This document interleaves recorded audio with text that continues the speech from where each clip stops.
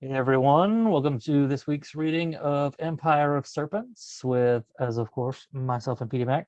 And we are on the last two chapters. So this is the end of book 3 and the end of the trilogy. So this is the end of Dragons of Azental. So strap on your seatbelts. Most of the action was in the last two though. So all right, so we will just jump into it. Chapter 19, Gwen. Torian is dead. Corla saw Connell strike the killing blow. Gwen pulled back from Kaelin and wiped her tears. Then it is over, she said. We did it. We've taken back the throne. There are still many things to do, but the worst has passed, Kaelin replied. Come on, let's go find Connell. They walked across the piazza where seven streets conjoined and headed up the stairs into the castle. Bodies littered the area, and Gwen was forced to tread carefully to keep from slipping in the blood that soaked the cobblestones. The inside of the castle was just as bad, if not worse. The bodies of both groups littered the halls. Gwen navigated through the carnage and reached the throne room as Connell and two women stepped out from behind the throne. Corla, Kaelin exclaimed. Gwen looked at the woman who rushed forward and embraced Kaelin. Although they were twins, Gwen had come to know they were more different than alike. The other woman stayed at Connell's side. There was something odd about her, but Gwen dismissed the thought and looked at Connell. He seemed different somehow, but she wasn't sure what it was. You killed him, Gwen said, a statement more than a question. Yes, Connell replied. Gwen nodded, remaining silent for a moment. Was it difficult? A little, he admitted. These bone runes gave me an advantage, though. I meant emotionally. Knowing that he was our uncle, did that change anything? Connell was quiet a moment. Not really. It's not like there was any sort of bond, and then all I had to do was remind myself that he killed my family, our family. Gwen listened to his words, but her mind kept replaying the slaughter she'd committed. Grimar's mages were evil, she knew, but it didn't change the fact that what she'd done had been overkill. There was something wrong with her, and she knew the dark rune was responsible. She needed to find a way to get rid of it. Connell stopped talking and looked behind her, and she turned to see Venya and several other dragons had entered the throne room. There were a few she didn't recognize. One of them stepped forward and turned its gaze on Connell. We summon you to fulfill your oath. The dragon's deep voice echoed off the walls. Gwen didn't understand what that meant, and she turned back to look at her brother. What oath? What are they talking about? Are you in trouble?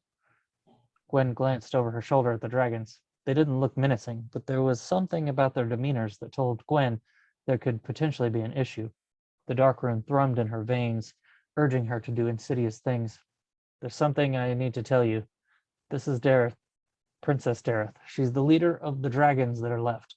I'm not sure how much you know about Eisenthal, but it was originally the home of dragons, and it's the only place where they can breed. I've agreed to hand the kingdom over to them, and we will head west to take over Tirmonach. Gwen felt a wave of anger wash over her at the fact that Connell had agreed to give the kingdom to the dragons after all her hard work and sacrifice, but she quickly calmed herself.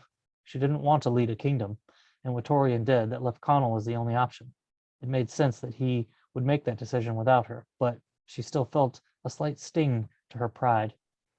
And what of our people? Will they be forced from their homes? No, Connell reassured her. The dragons will need our help, food, and things like that. We'll also need people who stand up for them. Here. As things were being decided, Gwen wondered what her purpose was. If Connell was going to lead, then what would she do? Perhaps she could attempt to find a way to rid herself of the dark rune? Without anyone needing her to lead them, she would be free to do as she pleased. The idea was tempting. I was hoping you might consider staying here with some of your mages, Venya said. Staying here with you? Gwen asked. Me and my kind, Venya clarified. We will need help and protection. Protection? From what? You're the most powerful creatures I've ever seen. What could possibly hurt you? It surprises me how quickly humans forget, Venya said. Do you not remember how I was almost killed? As long as my kind exists, there will always be those who seek to hunt us down. Gwen shook her head, realizing her words probably made her sound foolish. She thought back to the previous night, when the dragon hunters had mortally injured Venya with a magical weapon. Venya was right. Dragons could be killed like any other species. Yet, was it her responsibility to offer that protection? I will consider it, Gwen said hesitantly. There's something I need to do before I can trust myself around others. The dark room, Venya said. How did you know? Gwen asked, and then she felt it. the subtle probing of her mind. Stop doing that, Gwen said. You need to learn to close your mind from outside presences. If you stay here and help us, there are many things we can teach you, and maybe we can find a way to help you with the dark rune. Yes, Dareth chimed in. We will help each other in beneficial ways. I will consider that the first step on the journey to building trust with humans again. Taking Havengard back wasn't enough to prove that, Gwen asked, snorting. And where were you at? Once we entered the city, I didn't see you helping clear the way to the castle. I didn't see you fighting. You were flying high overhead safely. Many of my people lost their lives to bring Torian down, and it turns out they bled for you, so I think that's worth more than a few steps. Calm down, Caitlin said gently. She could have phrased that better, but imagine having everyone you know hunted down and killed. I know exactly what that's like, Gwen snapped. Perhaps we should talk about this elsewhere, Connell said to Dareth. Gwen didn't care what they said. She stormed out of the throne room, fuming as she passed through the halls. By the time she exited the castle and breathed in some fresh air, she was barely holding back her tears. What was happening to her? She slumped onto the stairs and laid her head on her knees. It's the dark rune, Venya said from beside her. It's infecting you from the inside. How do I stop it? Gwen asked, lifting her head. The dragon had taken her elven form. I don't know, at least not yet, but if we work together, I'm sure we will find a way. Dark magic is volatile, and those who use it have short lives. You've done well to control it so far, but you will need more self-control, especially if there isn't a way to rid yourself of it. Gwen didn't want to consider that she might be forced to live with the rune for the rest of her life, but that was a possibility. She also had a decision to make. Should she live among dragons, or her own kind? And then there was Connell. She'd lost so much time with her brother, but he was also a stranger to her. Should she go to Tir Monarch with him? Could she? Your thoughts and emotions are at war with one another, Venya said. They always seem to be, Gwen muttered. Stay here with us, Venya said. Take some time to rest and learn who you are. Rest? What is that? Gwen laughed. I don't think I would even know how to rest at this point. She heaved a sigh and looked out at the courtyard. But it would be nice to do so, to have the choice. You do have the choice, Venya replied, and the decision is up to you.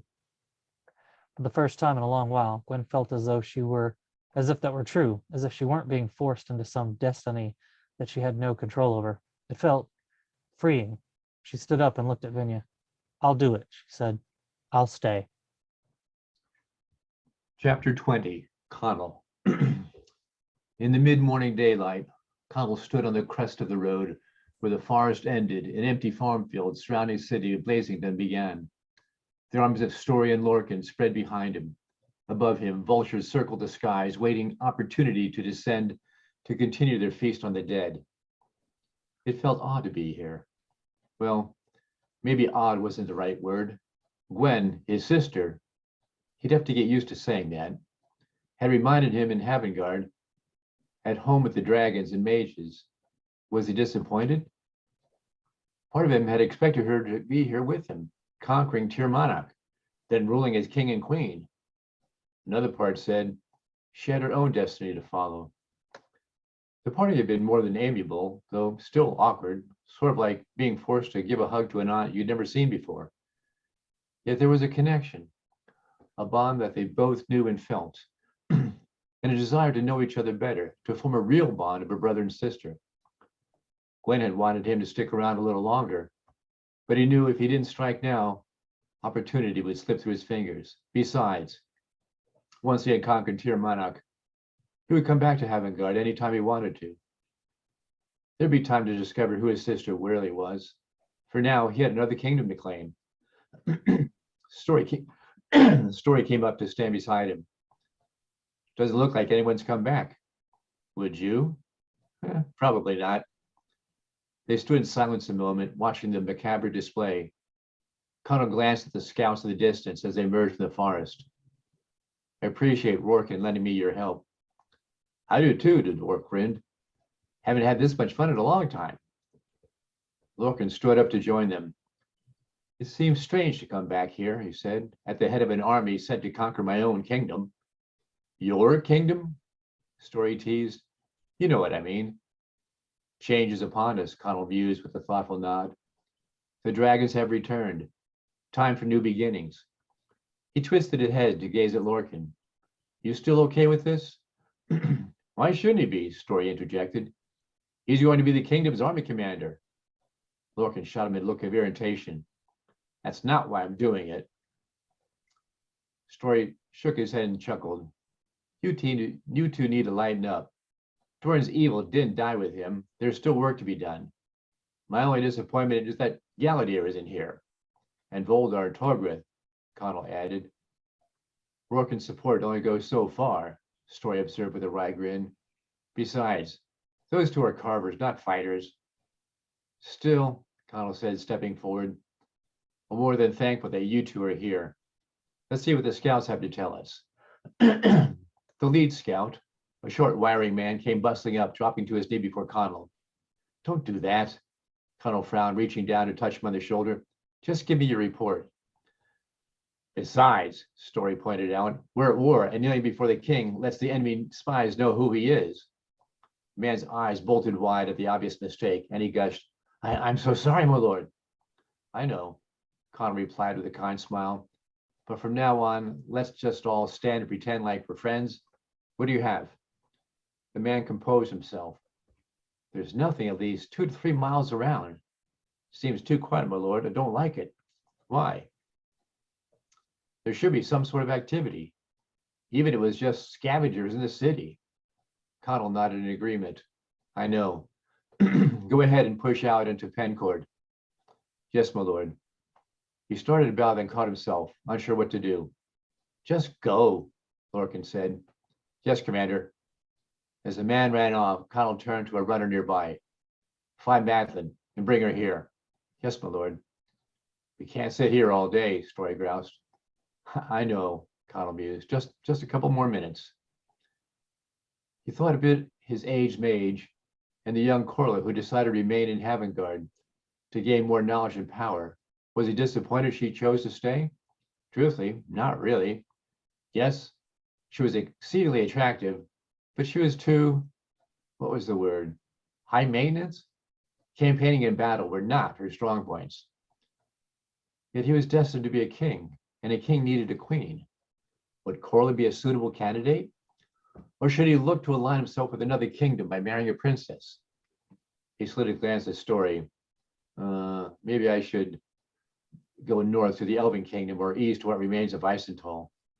When Madeline arrived, Connell directed her attention to the empty city. Not surprised, she answered. Place is cursed. Don't see anyone living there unless they can chase away the ghosts. What ghosts? Story asked wide-eyed. Not them kind, dearie, she said with a smile, then tapped her chest. The ones in here. Them that lost the ones they loved won't come back. She again looked at the city. It'll be some time before this is a city again. Connell's attention diverted to a scout on horseback racing towards him. A large group on horseback approaches, my lord, he called out as they came up. How large? Lorcan interrupted. Couldn't tell exactly, Commander, but probably no more than 100. At that moment, the newcomers emerged on the road, the main road to Pencord. Connell grinned as they came closer. Saren. Morning, boss. She grinned, reining in her steed and dismounting. Good morning, Saren. Good to see you. She took a measure of his greeting. You're not mad at us for not going along with you to Havengard? No. He smiled kindly at her. Your skills are not in combat. Besides, I have other things in mind for you. Which way did you come from? Came from Rexford, through Pencord. Though you could use a little intel. Now we're talking, Story nodded. What's happening? Sarah looked quizzically at him and then back to Connell. It's okay, Connell chuckled, shooting a bemused glance at Story, oblivious to the breach of etiquette. You've a clear road through Pencord. Word's already spread that a new king arrives. A lot of folks are unhappy with Caladir's rule and ready to join you. What about Rexford? Caladir still controls Rexford. Folks are afraid to speak out against him. Has at least 1,000 soldiers in the city, with more coming up from Malvin and Farrell. Farrell? Connell curled a lip. Yes, boss. She smiled a knowing grin. He sent a cohort under the command of Captain Cadfin. Cadfin? Yeah, both told I figured Cadfin's total between 2,000 and 2,500. We still outnumber him more than 2 to 1, Story calculated. And with more joining us, Lorcan added. We will vastly outnumber him. Let's move out then, Connell ordered, then looked at Saren. Right next to me. As the armies moved forward, Saren's small force moved in behind Connell and their leader. You know, you can't continue as highwaymen anymore, Connell said, though scanning the position of his soldiers. We sort of figured that, she smiled. You said you had other things in mind, boss? Yes. He turned to gaze directly at her. I want you to be the eyes and ears within my kingdom. Like spies? Exactly. With you as my spy chief. Saren grinned, pleased. Sounds like fun, boss. You know you can depend on me. I know, he said, returning the smile. Malvik spoke highly of you, and from what I've seen, I can trust you.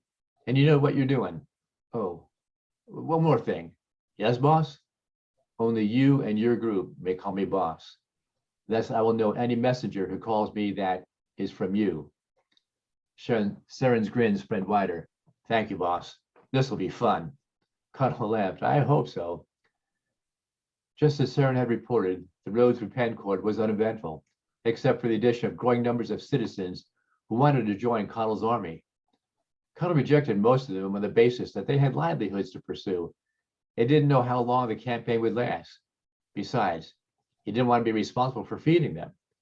Still, by the time they encamped outside the walls of Rexford, Connell's army had added 500 more battle-worthy men and women. To no one's surprise, the gates of the city were firmly shut. 2 days later, one gate door yawned open, and 2 men and a woman slipped out, carrying a white flag and a guidon pole. They guided their mounts to the middle of the gap, separating Connell's army and the city. Alerted at the request for parley, Connell, Story, and Loken rode out to meet them. King Caldir demands you disband your army and leave this place, the man in the center coldly stated. He was shorter than the other two, with close-cropped hair and beard, and the manner of one used to being obeyed. And who are you? Story offhandedly asked. The man sat up straight in the saddle and sneered at the dwarf. I am General Finbear, the commander of His Majesty's army. Story cast a amused glance at Lorcan and stage whispered, not anymore. Bristling, Finbear glared at him.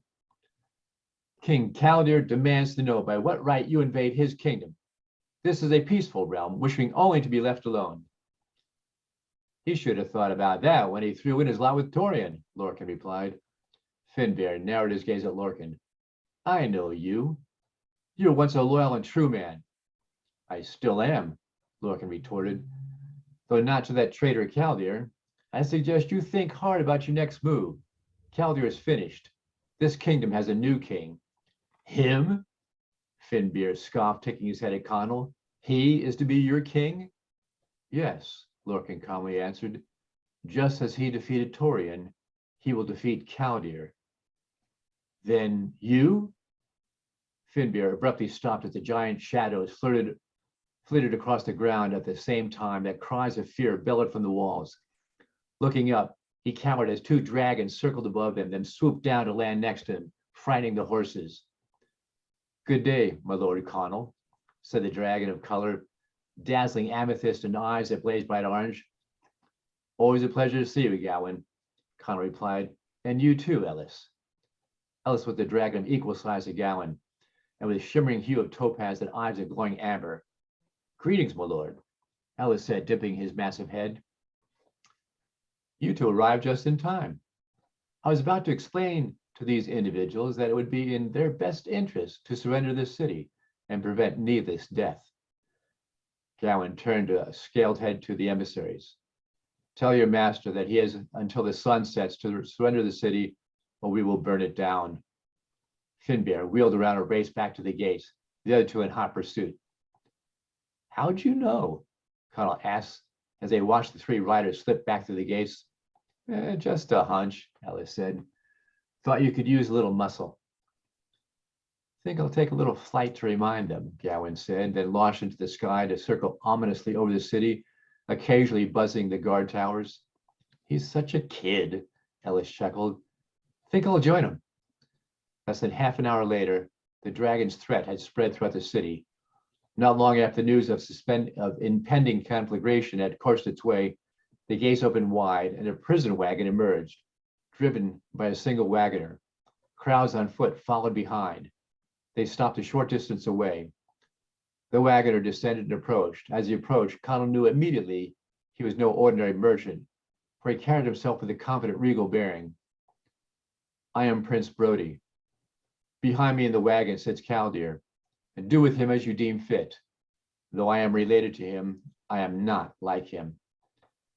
I have heard of you, Connell said, remembering the attempts on Farrell's life.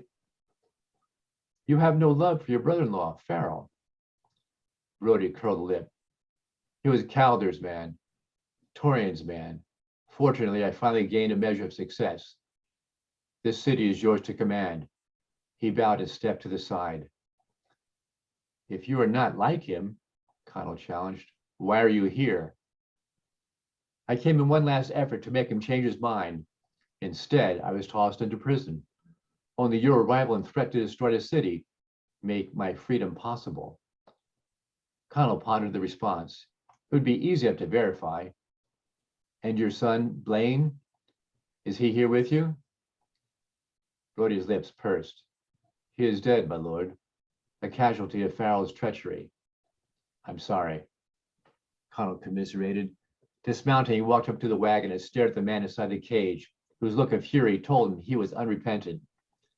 Confine him to the dungeon, he commanded. As you wish, your majesty, Brody said again, bowing. He flicked a hand at the man close by, who leaped aboard and wheeled the wagon around. Let me introduce you to some of the leadership of the city. He escorted Connell along with Story and Lorcan to a group of men and women who had positioned themselves in a line. They stopped at the first person, a middle-aged woman with darting eyes and permanent smile. This is Lady EoS, the burgomaster of Rexford. Your Majesty, EoS curtsied. Lady EoS? Connell replied with a forced smile, then glanced down the row, already wondering if ruling a kingdom was what he really wanted to do. He noticed a man 5 people down in line whose look of disapproval seemed to land on Story. Skipping those in between, he marched down to stand in front of him. The man was dressed as a wealthy merchant with expensive ermine and silk fitted on a portly frame. His black hair was perfectly cut and greased back. I couldn't help but notice your look of concern, Connell said with a smile. The man bent forward. It's the dwarves, your majesty, he said in a hushed voice. Nothing good ever comes from dwarves. Connell's smile vanished and his hand shot out, gripping the man by the throat and effortlessly lifting him off the ground, much to the stunned shock of the other city representatives. You don't like dwarves, he growled. The feeling was mutual. They don't like idiots. Still holding the man aloft, he glared at the rest of them while the man's face turned redder. Effective immediately, dwarves are to be given privileged status. If I hear of anyone disrespecting or mistreating any dwarf in my kingdom, there will be hell to pay. You understand? Everyone quickly nodded. Connell felt a gentle hand on his arm. You may want to let him go, dearie. Don't want to scare the neighbors. Smiling despite himself, he lowered the man to the ground. As the man gasped for air, Connell addressed the group. This is Madeline. She's the kingdom's mage. You will obey her just as you would me. To my left is Lorcan, now General Lorcan, the commander of my army. The other fine individual is General Story, my friend and brother. Any questions? When none came, he curtly nodded, then addressed Brody. You may escort me to my residence. And while you're doing that, I want everyone of Torian's followers rounded up. I'll deal with them on a case-by-case basis. Yes, your majesty. He motioned for Connell to follow. Come on, you 3, Connell said to Story, Lorcan, and Madeline. Let's see how the other half lives. Connell settled on the throne and wondered if he was going to like being a king, or was it going to be all headache? People were going to go out of their way to please him, their fawning motivation being something in return. He would have to tread carefully, no changes in the beginning until he understood what was going on and how things worked. Gazing around the throne room, he smiled at Story and Lorcan, chatting away like close friends do. Madeline had disappeared to inspect her new home, as well as call a council of mages to purge of any residual Torian allies. The rest of the room was filled with the city's leadership, chatting amiably, all the while casting not so surreptitious glances at Connell. Peering over the crowd, he recognized two men who stood off to the side. With a grin, he motioned them to come. Gowan and Ellis weaved their way through the crowd and stopped at the bottom step. Connell stood and raised his hands, immediately silencing the crowd. You all know that the myth of dragons do not exist is not true. You have seen that for yourselves. Henceforth, anyone harming or seeking to harm a dragon will be punished by death. The crowd audibly sucked in a breath. Make no mistake, Connell warned. Dragon hunters are hereby banished from this kingdom upon pain of death. Any dragon hunter found within the borders of this kingdom by the time the morrow's sun set has forfeited his or her life. No exceptions. He sat back down and thick silence gave way to quiet chatter, which grew as the people relaxed. Tell Dareth this is a start, and thank her for letting you two help me. You know you always have a place here. Thank you, my lord, Gowan said and bowed. Blessings on this kingdom, Ellis said, and may all your rulings be equally as wise. With another bow, the two excused themselves to find a spot to shape change and head home to Havengard. Brody approached and said, Calder's confidants are in the jail. They're in the jail. Do you wish to question them now or at another time? Now sounds good, Connell said, standing. Brody led the way through the crowd, down hallways and stairways, Beto by Connell's side. I was wondering where you were, he teased. I'm sorry, my lord, Beto stammered. They wouldn't let me through. Said you already had servants. Thank the gods General Lorcan saw me. I do already have servants, Connell said, which is why I need you here. You're now in charge of them all. Beto stumbled a step. My lord, you are in charge of my servants. Do you not want the job? Of course I do, he blurted, eyes brimming with a mixture of excitement and thanks. Good. We'll get things settled once I finish here. Yes, my lord. Brody stopped at the jailer's door and knocked. A burly, bald-headed man opened it. His Majesty wishes to assign the prisoners, Brody announced. Yes, your Majesty. The man answered with a reverent bow. Are we still branding these days? Connell questioned. Yes, your Majesty. Connell slowly nodded, hating the arbitrary exile of people to a life they did not choose nor want, yet balancing the fact that some people needed such punishment. Hoping to find some who were repentant, he said, fine. As we proceed, I will tell you what brand to use, or if they are to be set free. Can you write? The jailer hung his head and mumbled, no, my lord. That's fine. Lord Brody will assist us, but I bet you've a good memory. The man brightened. The best, your Majesty. Good, let's get started. Connell followed the jailer down the stone corridor to the main containment cell, where more than 20 of Calder's loyal followers were chained to the walls. Connell paused to gaze in through the peephole. Who's in here? Calder's Chamberlain, the army commander. I met him already, Connell smiled. What's your recommendation? Are there any in here who you would consider trustworthy? Brody thought a moment. Honestly, your Majesty? No. Good enough for me. Let's get started. Oh, by the way, we have a new category of brand. Your Majesty? My guess is that there are a few here who are worthy of normal brands like Vipers or a Rose. Brody snorted a laugh. Hardly, your Majesty. From now on, we'll now have a broken brand, a worker brand, marked in the shape of a sheaf of wheat. As you wish, your Majesty. Connell was about to tell Brody to ease up on your Majesty crap, but decided to wait until he could learn more about the man. The jailer opened the door and commanded, listen up, His Majesty is entering. Connell entered, and the first man he encountered was the Chamberlain, a pudgy toad of a man who bounced up. Your Majesty, he fawned with a bow before receiving a cuff on the head from the jailer. Shut your yap. If His Majesty wants to speak, he'll ask for it. Connell briefly studied the man before saying, wheat. The Chamberlain frowned, puzzled. Sit down, the jailer growled. Connell continued down the line announcing wheat with each individual until he came to a well-dressed middle-aged man who stared back up at him with the eyes of recognition and hope. You, Connell pointed, what's your name? What? The man sputtered in anger. You know my name, damn you. Whereupon the jailer landed a heavy kick to the man's ribs. That's the king you're talking to. He's not more of a king than I am, the man sneered, clutching his side. I should know. Then you should know to respect your betters, Brody interjected. What is your wish, Your Majesty? Connell folded his arms, pretending to study the man. Rose. Then immediately sell him to the farmers to work the fields and tend the cows and goats. Spinning round, Connell headed to the door, the jailer and Brody in step. What was his name? Connell asked the jailer. That's the one who calls himself Lord Farrell, Your Majesty. Connell smirked and nodded. Being a king did have its benefits. The end.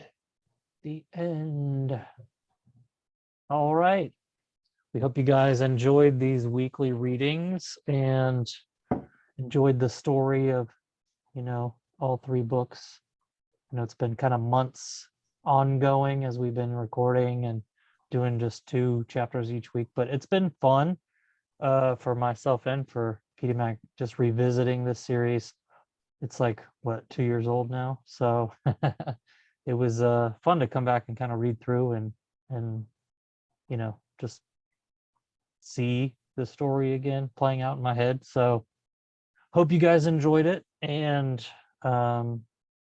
we will start also. I'll probably do some other videos reading other stuff. So until next week, I guess. That's it. All right. See you guys.